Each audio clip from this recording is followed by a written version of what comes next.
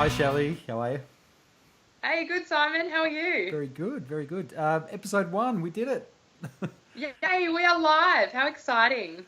Absolutely. So, Really, yeah, really looking forward to the responses and looking forward to releasing another one in a week. So, so we're, um, we're going to do it fortnightly. Is that the plan? yeah, yeah, yeah. So, but we're releasing this right now that we're talking. Yeah, so every week we're going to have, on a Monday, we'll have some form of content. Uh, Yeah, and the Facebook page is the best place to access everything that's released, but we'll put it on our YouTube channel as well. So the idea is that the week in between, will be more just us talking, or even other possible contributors, people we might have Skype yeah, conversations with, whether it's in relation to the episode just gone, or just people within the leaders within the contact center space that we might even chat to, and yeah. uh, Sounds good. various bits and pieces. And I think, it's probably a good demonstration of, the rawness and the reality of, what people deal with in a contact center environment. I mean, if we're going to talk about contact centers uncensored, it needs to be a little bit of, this is actually what happens behind the scenes when we're not sitting in front of the camera. So you're making me think of all those times, the sort of things that you would know the reality of what happens when you hang up from that customer, from that difficult conversation, or that, let's face it, annoying customer, Yeah. and what you need to do, and what everyone does in who works in the space, to just get that out and get yourself ready for the next conversation. And you know what? I almost find it ironic that, a lot of the training programs or the team building activities, or even just the gifts that were given, were stress balls. So there were stress balls that were, promotional material, but I always found that quite ironic to be handing them out around a contact center because they were often used. But you think, I wonder if the stress ball actually is a bit of a trigger for people to get stressed. Well, yeah, that's right. You Just know, by I wonder, association. yeah. Well, you're making me think. Well, of course, trainers must be. I'm not doing it, but I don't know if you are. But fidgets. Just for Think one the program, what and are they it's called? The a fidget spinners. Gone are the yes, days of stress balls, Shelley. Come on, move with the times. absolutely. Actually, you've just put an idea in my head. I'm going to get online. I'm going to see if I can order some for my Branded, next training program. branded Branded fidget fidget spinners. I reckon spinners. let's go with that. But Simon, Well, should we well, share a little not. bit of? Hang on, you're not going to put Shelley Flett. Put contact centers uncensored on it. Let's make this a joint. It's a joint I'll thing. just put the head of our logo. Yeah, totally, Great idea. totally. So is it? You think it's timely that we let everyone know, like, why are we doing this? What's the point of us getting together? I mean, Yeah. Or do you primarily know, or are it's you asking that of me, well, or look, you actually just want to get it out there for the audience? Because I I think we've talked about this. I think we're doing it primarily because we just kind of like to bounce ideas around off each other. And, when we were chatting about it, it Yeah, was, I think that more than just you and I could get value out of what we're talking about. And let's go down that path. That's sort of how totally. we ended up here, isn't it? Well, it started. It started because I approached yourself to be a guest on my podcast. Insert plug here, the coaching podcast, which is what I do with Emma Doyle, which is a combination of looking at coaching from the worlds of sport and business, and the parallels and differences. And Emma's a tennis coach and or coach of coaches, and I talk about the coaching in the business world, and really seen some of your social media content. Saw that you were local. I thought it'd be good to get yourself on as a business coach, and we've had that conversation and interview, and that'll be featured in an upcoming episode very soon. Yeah, do let me know. But just through catching up in person, to talk about that, and for you to feel comfortable to even be on the show, we just started. Well, we established that we had that similar background, and we just started riffing around all things contact centers, and Yeah. and our audience does as well. When you're dealing with contact center folk, there's a language, that shared experience. It's a very special. Say that in a good way, special environment. Creates a bond, It creates a bond. And we realised, because of stuff you've done in the social media and stuff I've been doing in terms of producing content, that, hey, imagine if we just had we were recording audio, video, the conversations we were having. That would actually be really valuable. Yeah.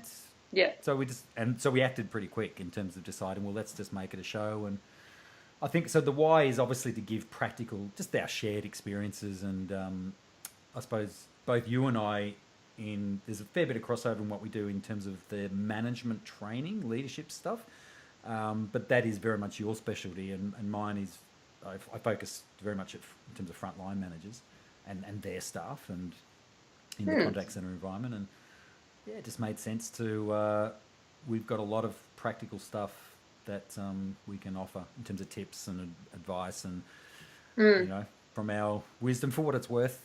And having, one of the things we did talk about was the turnover in the industry is obviously one of the great challenges that leaders face. Yeah. And we've stuck at it, I suppose, by being associated with the industry for all of our careers. And so we've got a lot to offer in that regard. So. And, contact centres, it's a lot of hard work, but it's always a lot of fun. Like I always remember, the quickest way to the hearts of the people in your team was definitely through food. So, joining a contact centre, I often heard staff saying, since I've started here, I've put on 10 kilos, which definitely not what we'd set out to do, but the Friday eating and the long hours and, sometimes when you get the... when you get people, particularly those that like the 11 o'clock start and the 8 o'clock finish, where they'll sleep in and they'll be up really late, and it sometimes becomes quite an unhealthy lifestyle. So it's one of those things that you kind of got to keep on top of. But I love the idea that we're having honest, open conversations about some of the challenges in contact centres. And, I think coming up with a list of topics that actually really resonate with our listeners is super important. Yeah. And that's why I guess we really are focusing or wanting the people who are tuning in and engaging and have listened this far into this particular snippet to put comments in and, what are your questions? What do you want us to talk about? What frustrates you? What things you want? You've got those burning things that you think you've even got answers to, but you're maybe struggling to get heard or get buy-in. Or that you've found a solution to and you can give us input. Stuff, yeah. Absolutely. Yeah. And, we're coming up with ideas all the time. Just while we're talking, I'm thinking perhaps we should do an episode on how contact centres are constantly blindsided by the actions and processes in the outside business. Out there, like, all the bits surrounding. Yeah. I mean, how often do marketing release a campaign and they've forgot to let the contact centre know? Actually heard a story about that the other day, and it's still happening. Like, it happened last week in their organisation. So, when I think, wow, that was a big problem about 10 years ago, you'd think that try 1993, which is when I started in Telstra, and I was recruited when Optus first came in. That's how long I've been around. When Optus first came in, Telstra was still Telecom, and transitioning to Telstra, did their massive rebrand, and they really were, I suppose, creating a modern sales business. I went through that process at the front line while it was happening, and with the competition, it really put some challenges in place for those marketing teams, because suddenly there was competition in the telco space for the first time in this country, and new products that were being released. If you remember those first early days of call waiting and call diversion and things that you could program into your phone, they were revolutionary sort of services. But you remember it relied on your phone being a touch phone, and the first options that came out, I'm pretty sure had an option for those who had the dial, the rotary dial. Yeah. Yeah. And so that was a big challenge while they were phasing out the rotary phone. And for anyone younger is probably going, what is that? I used to take calls around that. I dealt with billing and all the physical hardware in customers' houses and stuff. Yeah. So anyway, my point is the challenges of marketing. So Optus would come up with a brand new promotion to obviously try to grab some market share. It was fiercely competitive and so you had marketing teams in both companies really delaying till as late as possible the release of information internally. Absolutely. So it wouldn't leak out. And a few times where, they didn't actually communicate, major initiatives where the Telstra business would get slammed from consumers, just the volume of calls that would be ringing up. And the first time you'd hear about it is when a whole bunch of the first phone rang started to complain. And then, it was, and that happened, far too often, but at the same time, understandable. Everyone was getting used to a new way of doing it. But my point is, it was happening way back then. Yeah. And, some things remain the same, and especially in big companies, that that integration between departments is critical. So. Yeah, absolutely, and not holding on too tightly. I think talking about the bond that's created between people that work in contact centres, often that does limit them to how well they communicate or build relationships outside of the actual contact centre. So, I think a lot of the things that we'll be talking about, while they're relevant and applicable to leaders in general and organisations, I think they are mostly targeted to those that work in contact centres because the issues are quite unique and the challenges they face.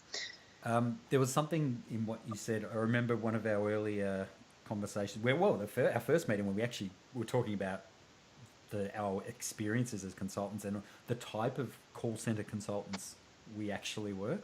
And I think it's worth mentioning here because it will possibly give our listeners a little bit more context and insight into our personalities and the differences between us and why we actually think that's going to be quite interesting in terms of, discussing, debating, possibly having conflict and different points of view. Do you want to reveal the type of, maybe some insight around the type of consultant you were and how you, what defined your delivery? Yeah.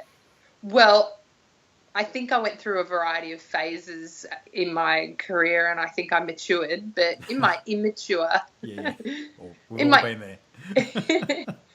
In my immature days as a contact centre operator, I remember putting the phone on mute and just letting calls come through if I didn't want to answer it, and so I would hear. And this is when this is when your call may be recorded. Monitored, but they didn't have recording, so no one could go back and listen. There wasn't good enough diagnostics to really get the insights. Me and a few other operators who I used to sit with would write a word on a piece of paper, and we'd hand it to the person beside us, and we'd have a competition to see how many times that word could be put into the conversation. Love it.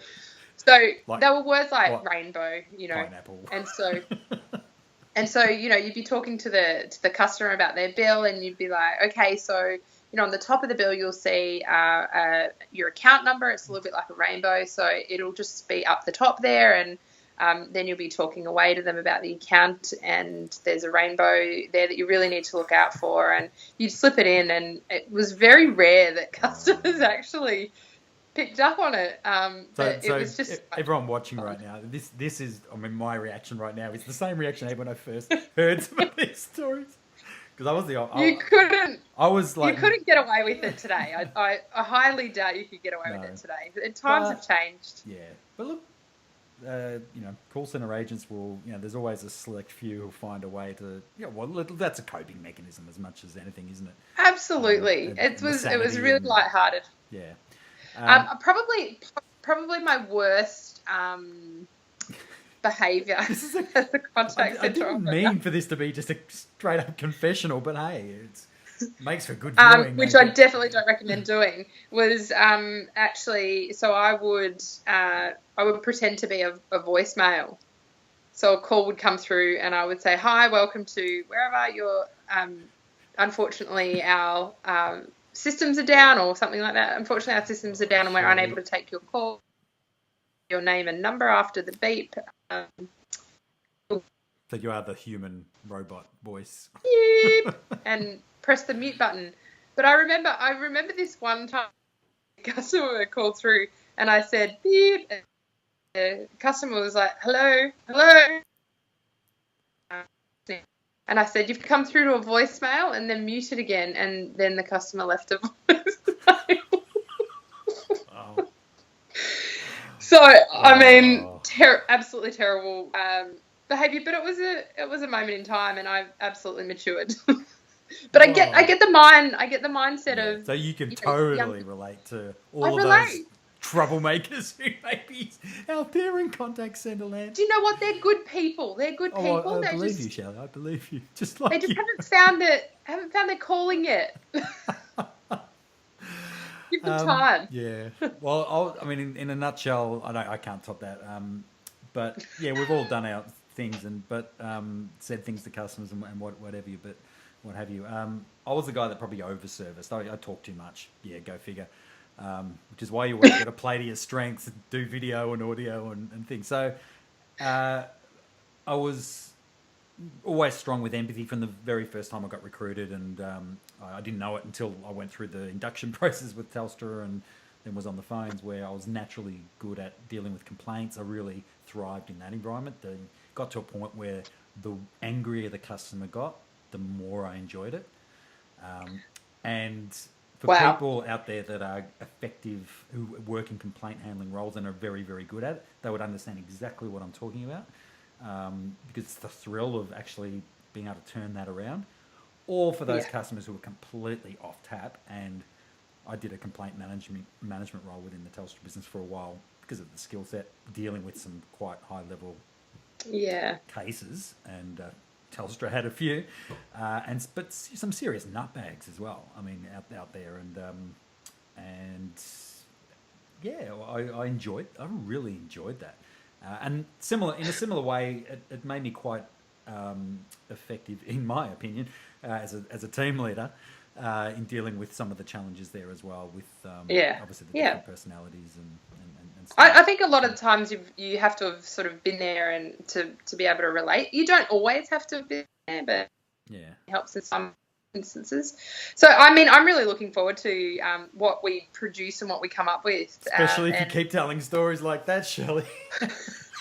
I've got a variety. I definitely appreciated my time in the contact centre, but I don't necessarily think that was where I was supposed to remain for the rest of my life. So very glad that I've progressed. And we'll talk about that in episodes.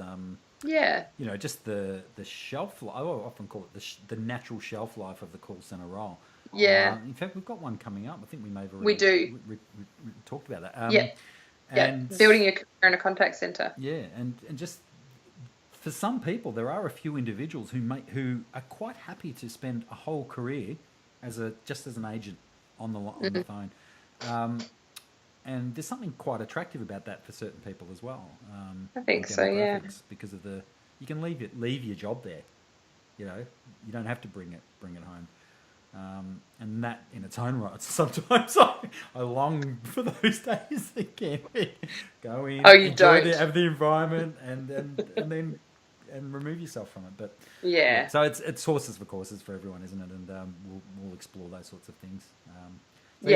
I think I'm excited about where it's going to go, and we really encourage the contribution from our audience and those leaders out there to give us your opinion, challenge us if there's something you hear us say and disagree with, because we're not purporting to have the answers. It is just you and I giving our opinions for what it's worth based on our experiences in this space, and hopefully make it as practical as possible in terms of some tips and insight. Absolutely. Advice, right. And a bit of fun. We'll put in a few arguments in there, I think, as well. Absolutely. We've got one coming up, don't we? Yeah. Argument. Remember, I'm good at complaint handling, so stay tuned. But you're not always right, Simon. Hey, what's that? But you're not always right. Sorry, you're good at complaint. Yeah. I'm hanging up now. There you go. Just one of those. So you're breaking up. I can't hear you. To be continued. To be continued. No, I can accept that. Yeah, definitely not always right, and but happy to.